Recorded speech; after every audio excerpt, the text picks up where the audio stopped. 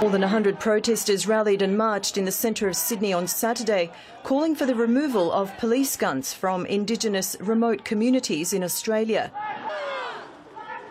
The protest was held in solidarity with the Northern Territory's Yuendumu community, who called for a national day of action on the 18th of June, demanding a police ceasefire and an end to intervention powers.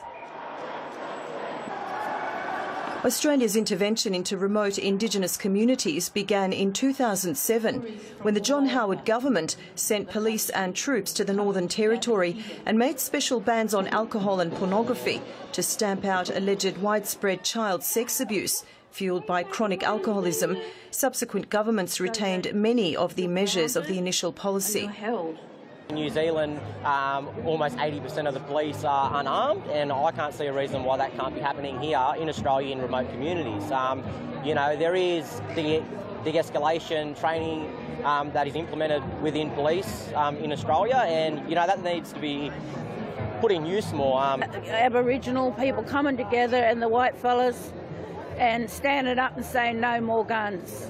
We're only 2% of the population, and yet 40% and higher are incarcerated, and this violence and this racism has got to stop.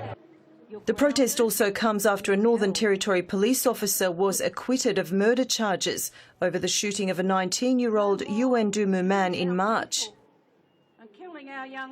Australia's 700,000 or so Indigenous people, who trace their roots back 65,000 years before British colonialists arrived, track near the bottom of its 25 million citizens on almost every economic and social indicator, far from the top of the agenda.